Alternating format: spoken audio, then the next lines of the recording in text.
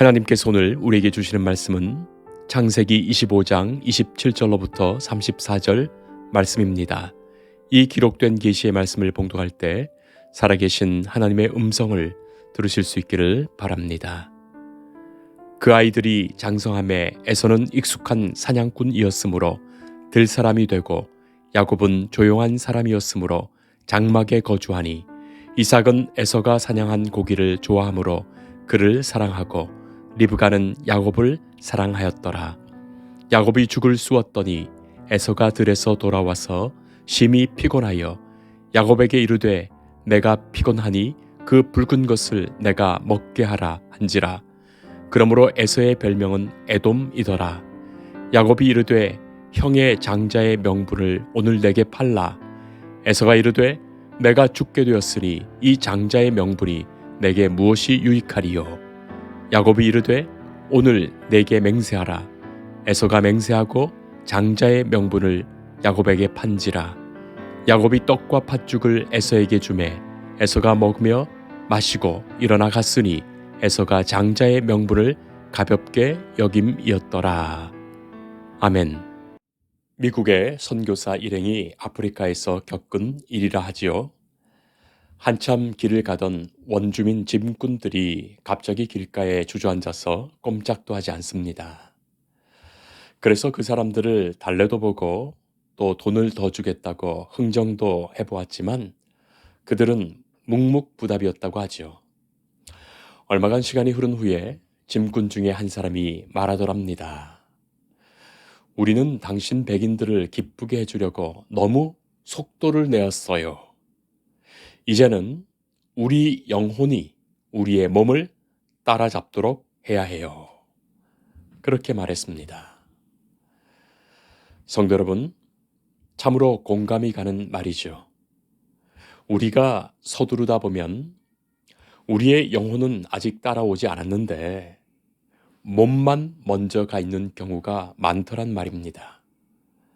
그래서 도대체 지금 무엇을 하고 있는지, 이 일을 내가 왜 하고 있는지, 또 어떻게 하는 것이 바른 것인지 생각 없이 말하고 행할 때가 얼마나 많은지요.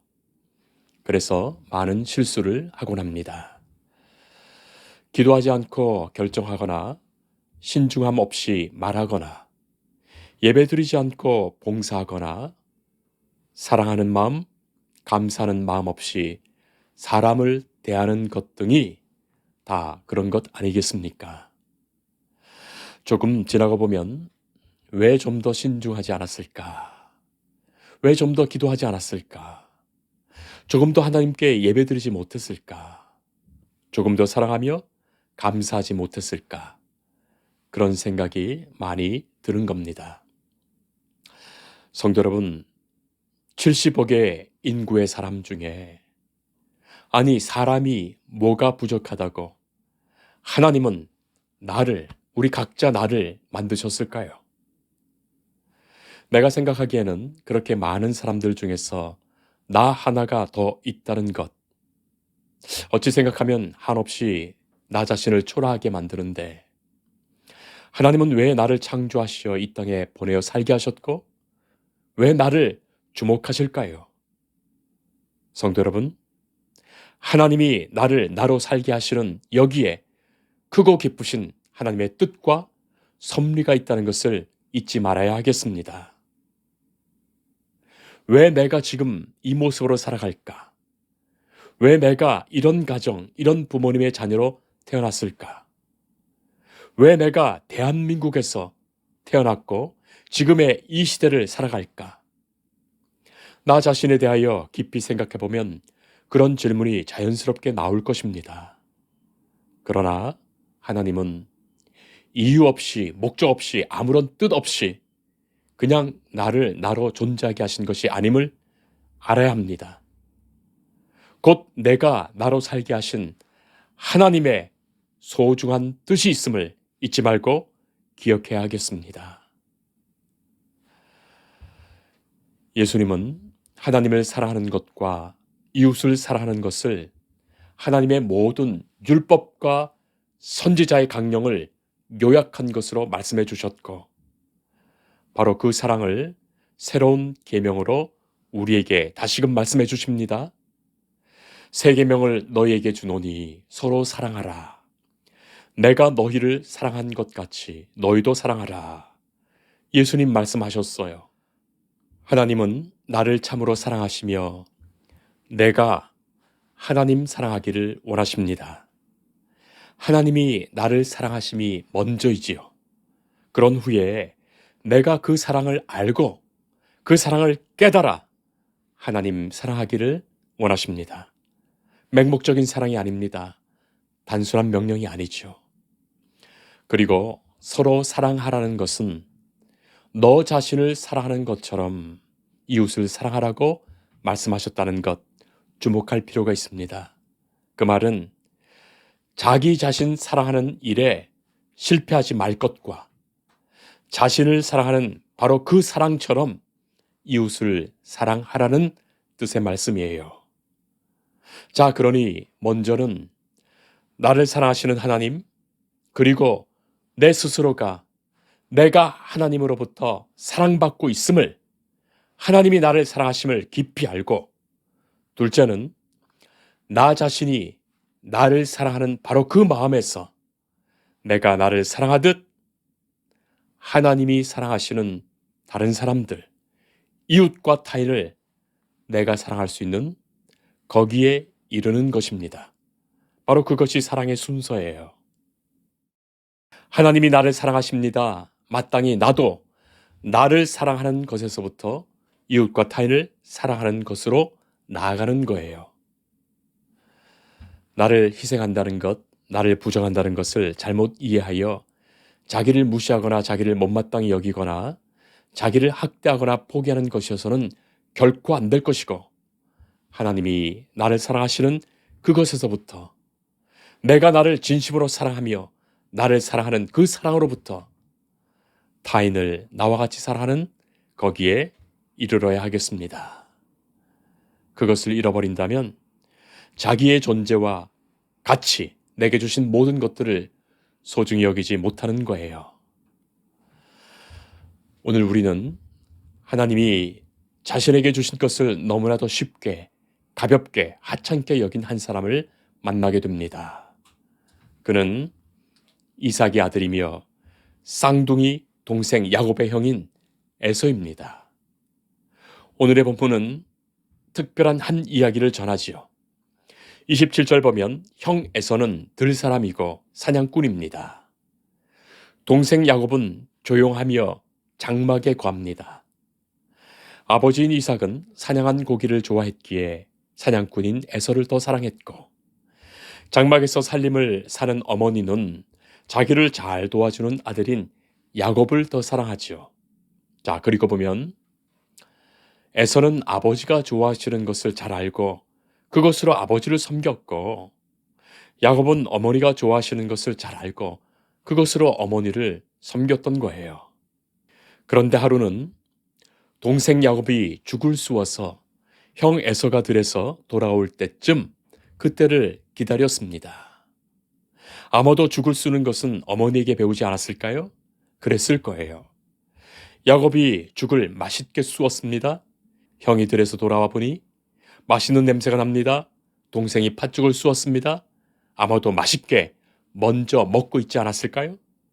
자, 그러니 에서가 야곱에게 동생아, 내가 피곤하니까 나도 좀 먹어보자 한 것이에요. 피곤하다는 말은 지쳐있고 배가 고프다는 말입니다. 그래서 붉은 그 팥죽을 먹어보자고 했던 거예요. 자, 그런 형에게 동생은 말합니다. 형의 장자 명분을 오늘 내게 팔라 했습니다. 형이 수고하여 들에서 사냥하고 돌아왔으면 기쁜 얼굴로 맞으며 또 팥죽을 넉넉히 나누어 준다면 참으로 의가 좋을 텐데, 그것으로 흥정하고 거래를 하니 야곱도 보통이 아니지요.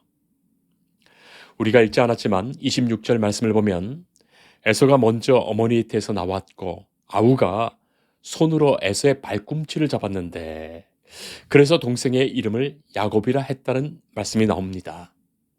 그러니 이 야곱이라는 이름의 뜻은 발꿈치를 잡았다는 의미입니다. 자, 그 이름은 야곱이 질투가 가득한 사람이라는 것을 알게 합니다. 그래서일까요? 야곱은 형이 가진 장자의 명분을 내게 팔라. 지치고 배고픈 형에게 팥죽으로 거래를 한 거예요. 자, 이 말에 에서가 말합니다. 내가 죽게 되었으니 이 장자의 명분이 내게 무엇이 유익하리요 하면서 가볍게 여기고 에서는 장자의 명분을 말로 팔고 동생이 만든 떡과 팥죽을 먹습니다. 자, 그런 에피소드가 소개되고 있습니다. 성도 여러분, 이 짧은 이야기가 무엇을 시사하는 것일까요? 장자의 명분이 도대체 무엇이길래 그것을 누군가는 그렇게 간절히 원해서 형의 배고픔을 이용해서 팥죽 한 그릇으로 얻어내고 또 누군가는 별것 아닌 것으로 여겨서 팥죽 한 그릇으로 내어준단 말입니까? 히브리어로 베코라는 장자권을 의미하는 단어인데 당시는 장자들에게 두 가지 특권이 있었습니다. 첫째는 외적 특권으로 아버지의 뒤를 계승해서 가장이 되어 가문의 대소사를 처리할 수 있는 그 주도권과 또 다른 형제에게 할당된 그 유산의 2배를 분배받을 수 있는 자격을 갖는 것. 둘째는 내적 특권으로 하나님과 사람 앞에서 한 가정의 대표자로서 선조들에게 주신 하나님의 언약을 계승하고 영적 축복의 후계자가 되는 그것입니다. 마태복음 1장에서는 족보가 나오는데 그곳에 분명히 이삭은 야곱을 낳고 라고 되어 있습니다. 영적 축복이 유산과 대가 그렇게 야곱으로 넘어간 거예요. 훗날 신약 성서의 히브리서는 12장 6절에서 한 그릇 음식을 위하여 장자의 명분을 판 에서와 같이 망령된 자가 없도록 살피라 말씀합니다. 히브리서는 이것을 망령되었다고 평가하죠. 망령이라는 것은 하나님 앞에서의 참으로 어리석고 부끄럽고 괴롭고 혐오스러운 행동입니다. 하나님이 그를 장자로 태어나게 하셨고 장자로서 세우신 뜻이 분명히 있는 거예요. 그 뜻을 에서가 깊이 생각했더라면 이렇게 경솔히 행하지는 않았을 것입니다. 물론 질투가 많고 속이는 동생 야곱이 했던 이 행동을 칭찬하고 싶지는 않지요. 그러나 야곱은 자기에게 없는 것까지도 얻어내려고 집념이 강했던 것에 비해서 에서는 너무나 자기에게 주어진 것을 가볍게 여기고 쉽게 내주었다는 것입니다. 그런 후에 훗날 그 장자권으로 인하여 속은 것을 생각하며 평생 동생에게 한을 품었던 거예요. 사랑하는 성도 여러분, 사실 어떻게 생각해보면 오늘 본문의 이 이야기는 너무나도 넌센스입니다. 세상에 이런 일이 어디 있단 말입니까? 팥죽 한 그릇에 장자권을 사고 판다는 것 얼마나 이상합니까? 농담이나 장난이 아닐까 싶은데 이 이야기가 특별히 성경에 기록되지요. 남의 약점을 이용하여 내 유익을 얻어내려는 사람, 또 그것을 알면서 너무 가볍고 쉽게 끌려 들어가는 사람, 이 세상의 역사의 한 장면이 아닌가 싶습니다. 자, 어쨌든 에서는 신중하지 못했습니다. 사냥을 마치고 피곤해서 몸이 급히 집으로 먼저 오다 보니까 어쩌면 그의 영혼이 아직 여기까지 이르지 못해서 신중하지 못했던 것 아니었겠습니까? 조금 더 신중히 생각하고 판단하고 말한다면 이렇게 가볍게 처신하지는 않았을 거예요. 하나님이 자신에게 주신 것을 소중히 여기고 나를 통해서 이루시는 뜻이 있다는 것을 생각했더라면 그렇게 가볍게 처신하지는 않았을 것입니다. 오프라 윈프리, 루이스 헤이 등 세계적인 성공한 인사들이 참으로 존경하는 심리학자인 웨인 다이어라는 분이 있습니다. 그분이 자신의 임상치료 경험을 바탕으로 개인들이 행복해지는 방법을 구체적으로 제시하며 전 세계 많은 이들에게 지혜를 준 책, 행복한 이기주의자라는 책이 있습니다. 그가 이 책에서 말하는 것은 행복에 있어서 중요한 것, 타인의 시선이 아닌 자기 스스로 매기는 자신의 가치라고 말하지요. 많은 사람이 자신을 스스로 불행하게 하는데 자꾸만 자신의 행복을 타인들의 칭찬과 인정에 둔다는 거예요. 그래서 남이 보기에 이 정도는 되어야지, 남에게 부끄럽지 말아야지, 남이 부러워하고 존경해야지, 바로 거기에 자신의 행복을 둔다는 겁니다. 그러나 바로 거기에 매달리는 순간 나의 행복을 타인에게 맡기게 되는 것이 됩니다. 행복한 이기주의자. 조금 제목이 불편하게 들릴지 모르지만 행복한 이기주의자는 에고이스트, 이기주의자와는 전혀 다르다고 말합니다. 에고이스트는 자신의 이익을 위해서 타인을 희생시키는 사람이지만 반면에 행복한 이기주의자는 자신을 배려할 줄 알기에 타인도 배려할 줄 알고 자신을 사랑하기에 타인을 사랑하는 법을 아는 사람이라고 말합니다. 많은 사람들이 자신을 학대하면서 살아가는데 이미 지나간 일을 후회할 것도 아니요. 스스로 자책하지 말고 다른 사람과 비교하지 않으며 나의 가치를 결정하는 실천적인 마음을 가지라. 그렇게 말합니다. 그리고 가장 먼저 가져야 할 첫 번째 마음가짐이 먼저 나를, 자기 자신을 사랑하라. 그것입니다. 자기를 사랑하는 것에 실패한다면 행복이 멀다고 말하죠.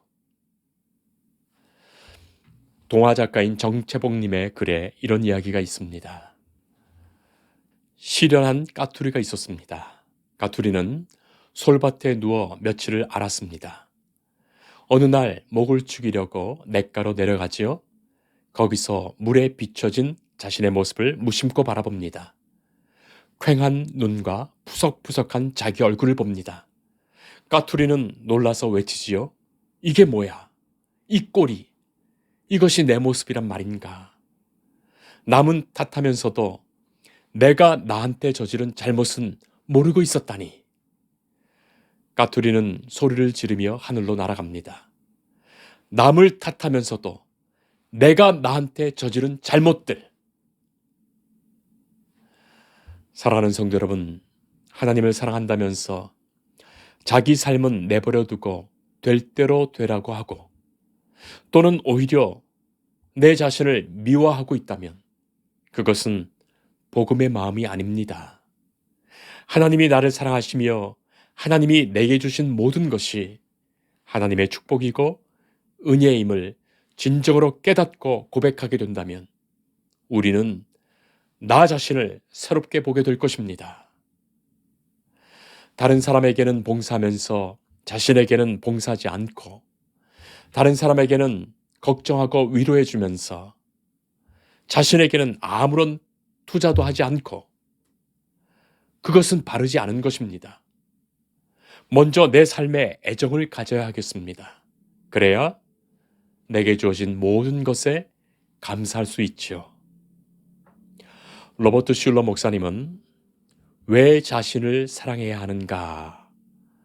그 질문에 다음과 같이 말합니다. 첫째는 당신은 이 세상에서 단 한 사람뿐이다. 둘째는 자신만의 지문이 있다. 당신만의 각인을 이 세상에 새길 수 있어야 한다. 셋째는 당신에게는 독자적인 능력이 있다. 보이지 않는 그 가능성을 발견하고 실현하라.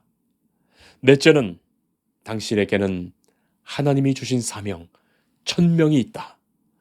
당신만의 독자적인 목적을 위해 태어난 것이다. 그렇게 설교합니다. 세상에 살아가는 많은 사람은 자기가 자기를 괴롭히면서 살아가지요. 화내고 짜증내고 비교하고 미워하고 걱정하고 근심하면서 말입니다. 그것이 자기 자신을 스스로 괴롭히는 모습입니다. 자기가 자신을 사랑하는 것에서부터 남을 사랑할 수 있고 남에게 사랑받을 수 있는 거예요. 자기도 사랑하지 않는 자신을 누가 사랑한단 말입니까? 자기도 사랑하지 않으면서 누구를 사랑한단 말입니까? 웨스트민스터 사원 어느 주교의 묘비에 이렇게 적혀 있다고 하죠. 나는 젊은 시절 온 세상을 변화시키겠다는 꿈을 가졌었다. 그러나 나이가 들어 지혜가 생기면서 세상이 변하지 않으리라는 것을 깨달았다. 그래서 내 시야를 좁혀 내가 사는 나라를 변화시키겠다는 결심을 했다. 그러나 그것 역시 불가능한 일이라는 것을 알았다. 나는 마지막 시도로 나와 가장 가까운 가족을 변화시키겠다는 마음을 먹었다. 그러나 달라진 것은 아무것도 없었다. 이제 죽음을 눈앞에 두고야 깨닫는다. 만약 나 자신이라도 먼저 변화되었다면, 그랬더라면 가족이 변화되었을 것을, 그랬더라면 내 나라도 바뀔 수 있었을 것을, 그리고 누가 아는가, 세상도 변화되었을지를. 기도하겠습니다. 하나님, 주께서 나를 사랑하십니다. 주께서 내게 허락하신 모든 것이 하나님의 특별하신 은혜와 은총입니다. 내 인생을 내가 살게 하셨습니다. 나를 나로 존재하게 하는 나의 삶을 그대로 받아들이며 이해하고 사랑하며 살아 내 안에 충만한 기쁨과 행복을 알게 하옵소서. 그 사랑 안에서 참된 사랑을 나누며 살게 하옵소서. 예수님 이름으로 기도합니다. 아멘. 주님을 늘 믿으며 그 손을 의지하고 내 몸과 마음을 바쳐서 끝까지 충성하리.